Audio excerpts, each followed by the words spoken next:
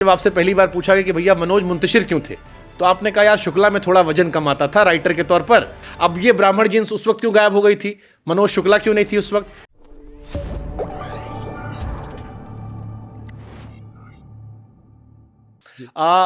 इस पर भी आप पर आरोप लगता है कि आपने जब आपसे पहली बार पूछा गया कि भैया मनोज मुंतशिर क्यों थे, तो आपने कहा यार शुक्ला में थोड़ा वजन कम आता था राइटर के तौर पर, मुंतशिर थोड़ा हैवी वेटेज लगता है। अब ये ब्राह्मण जीन्स उस वक्त क्यों गायब हो गई थी, मनोज शुक्ला क्यों नहीं थी उस वक्त? तब तो आपने मुंतशिर चिपका दिया।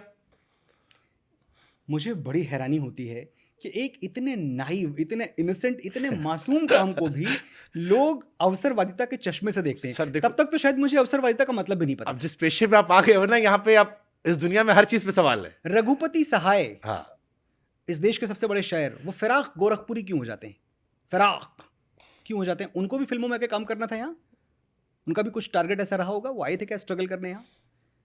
आपको एक नरेश कुमार शाद क्यों हो जाते हैं? सबसे बड़े शायरों में से एक है उर्दू के, नरेश कुमार शाद। शाद क्यों लगा लिया? बहुत साधारण चीज है ये कि एक पेन नेम, जो एक तरीका। अब मैं सुल्तानपुर में पला बड़ा हूं, सुल्तानपुर में शेर व शायरी का बड़ा माहौल था। आप जहां से आए हैं, जो आपकी ग्राउंडिंग है, जो आपकी रूट्स हैं, जो आपकी जड़ें हैं, आप उनसे अलग नहीं फल सकते।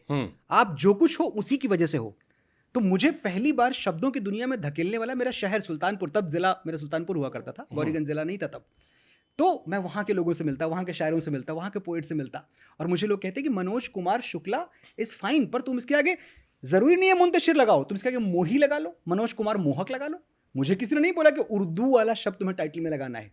That was not, it was just that I wanted some pen name. अब वो सम पेन नेम में एक बहुत ही साधारण सा, बहुत ही हार्मलेस संजोग ये हुआ कि एक दिन मैं गौरीगंज की सड़कों पे घूम रहा था, शाम के 7 बजे की बात होगी, सर्दियों के दिन थे, सारा शहर सो चुका था।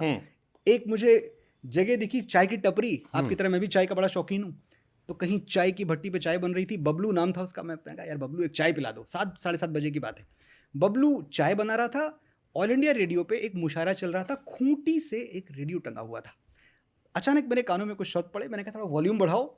बबलू ने वॉल्यूम बढ़ाया तो जो मैंने शेर सुना, बहुत मशहूर शायर है वो, उनका शेर है ये कि मुंतशिर हम हैं तो रुखसार पे शबनम क्यों है, आईने टूटते रहते हैं तुम्हें गम क्यों है। मैंने ये साथ रख के देखा, एलिट्रेशन, मनोज मुंतशिर, वाह क्या बढ़िया साउंड करता है। दूसरी चीज़, ये वो ज़माना था जब जो भी शायरी की दुनिया में आता उसका टाइटल होता सागर, साहिर, कैफी। बहुत मुश्किल था शुभंकर कि आप एक ऐसा पेन नेम ढूंढ के लाएं जो दुनिया में किसी का ना हो। आप पहले शायर थोड़ी हैं, आपसे पहले लाखों करोड़ों शायर हो चुके हैं, इतने पेन नेम्स हो चुके हैं, आप ऐसा क्या लाओगे जो आपसे पहले किसी का था ही नहीं? मुंतशिर मैं अकेला था पूरी दुनिया में। That was the reason to pick that. और अब वही मुंतशिर कहता है कि ये जो उर्दू वुड की दुनिया है आपके वीडियोस में, उर्दू वुड मैंने कभी नहीं बोला, उर्दू वुड मैं नहीं बोलता। मैं ये वाला लोग अब एग्जैक्टली जब आप मुझे कंपार्टमेंटलाइज करने पे आएंगे, जब आप मुझे किसी के साथ रखने पे आएंगे, क्योंकि इंसान का दिमाग ऐसा होता है कि मुझे शुभंकर को समझना है पहले तो। शुभंकर बहुत इंटरेस्टिंग है, पर मुझे शुभंकर को समझना है।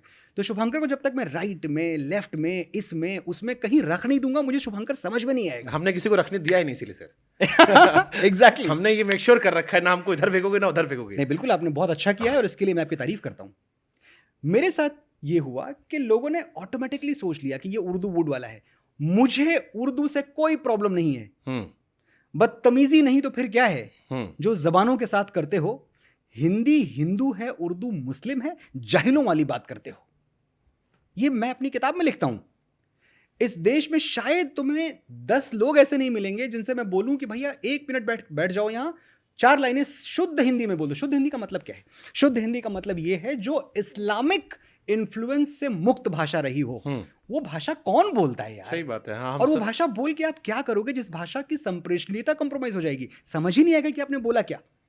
मैं थोड़े दिन पहले किसी को एग्जाम्पल के तौर पे बोल रहा था कि एक मामूली सी बात अगर आप कहते हैं कि भैया एक चाय ले आओ, अब चाय लाने के लिए अगर आपने ये तय ही कर लिया कि हिंदी में बोलना है तो एक दुग्ध शर्करा युक्त ऊष्म पेय प्रदान किया जाए। You really want to talk like that कि एक दुग्ध शर्करा युक्त ऊष्म पेय प्रदान किया जाए?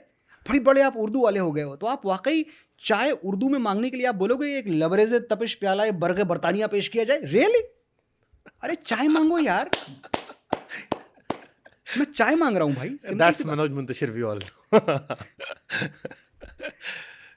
सुपर। This is it. तो मुझे ये हिंदी उर्दू का विवाद, ये चलो उर्दू बेसिर से पर का है। दिक्कत नहीं, मुसलमानों से दिक्कत है? बिल्कुल नहीं है, बिल्कुल मुसलमानों से दिक्कत नहीं। औरंगजेब से दिक्कत है, औरंगजेब के फॉलोअर्स से दिक्कत है, औरंगजेब की कब्र पे जाके आंसू बहाने वालों से और फातिहा पढ़ने वालों से दिक्कत है।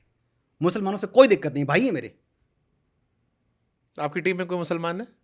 मेरी टीम में सिकंदर अली सैफी, वो बंदा जो मेरी चाय में कभी भी जहर मिला सकता है।